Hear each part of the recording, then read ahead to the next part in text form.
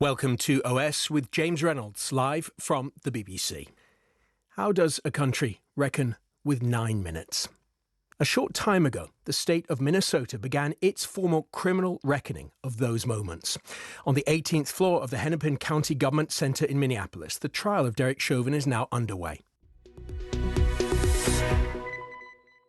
Dolores, when patients come into you and you're able to speak to them, what kind of conversations do you have with them? That's a good question.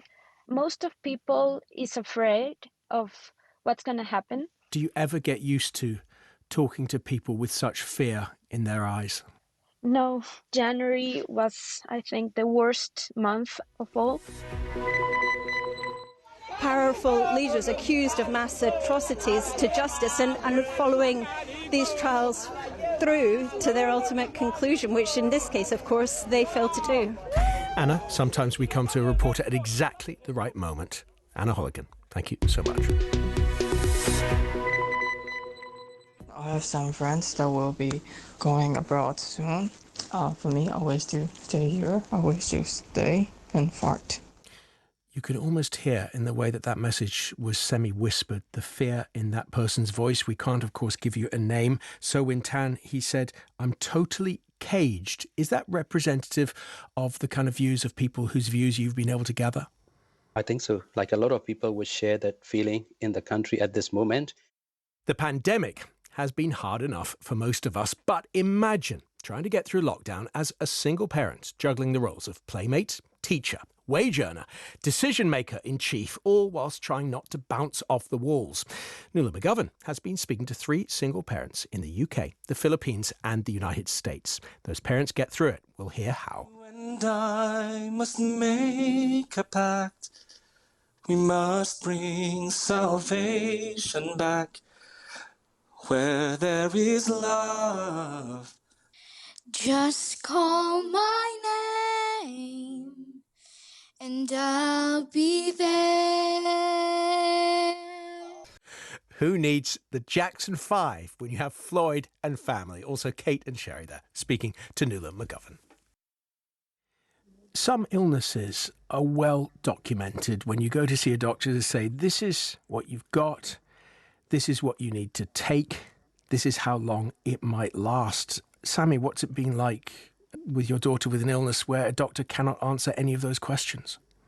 Actually, just even hearing you talk about that makes me feel really upset because I didn't appreciate at the time how awful it was to be in that situation. In the early stages of this, when you said, look, my daughter might have long COVID, did you get any skepticism, any reaction from anyone who said, you don't know what you're talking about, maybe it's just a teenager being a teenager? Yeah, then that's actually what then caused me to start the support group. A week ago, Brazil's president Jair Bolsonaro made his pandemic-stricken country a promise. Very soon, he said, we will resume our normal lives.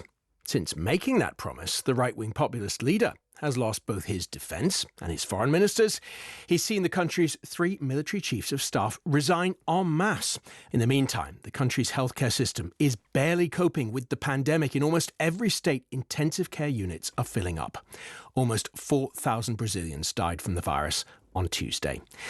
It's hard to think that any of this counts as the normal that Mr. Bolsonaro has promised his country. We'll get the latest from Brazil. Brazil's political system has more than 40 political parties, so there are plenty of politicians. Sorry, did you say 40? You said 40 yes. political parties. Yes. But I'm not going to ask you to name them all, but that's incredible. It is. It's yes.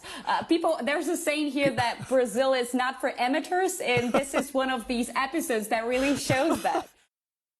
Thousands of Egyptians has dug the canal back in the 19th century, and every Egyptian remembers, or at least knows that.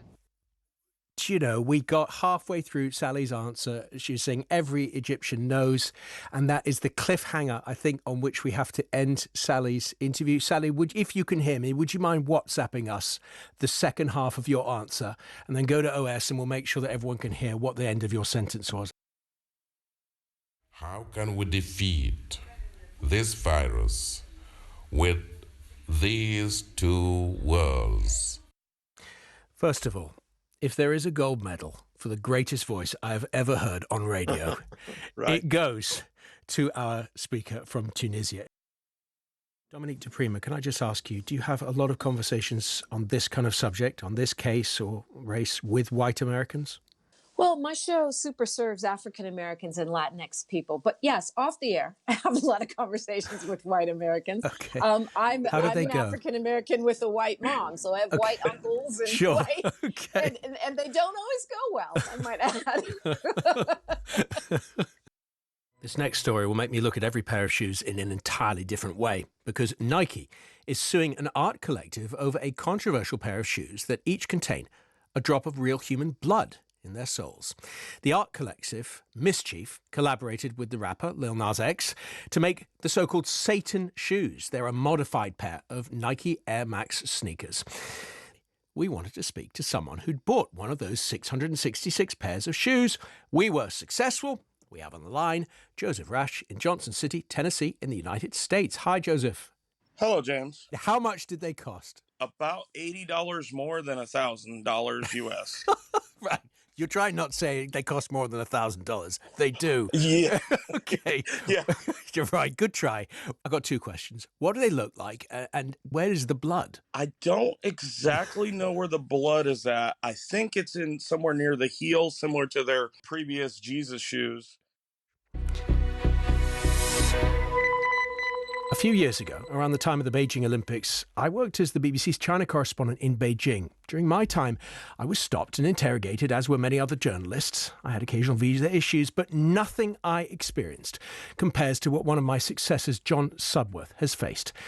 From Taiwan, John has been speaking to my colleague, Jamie Kumarasamy. My reporting from China has brought increased scrutiny and pressure from the Chinese authorities.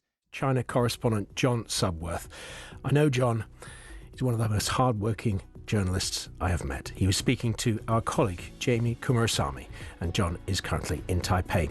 Do let us know what you're up to. Our WhatsApp number is +44 7730 751 925.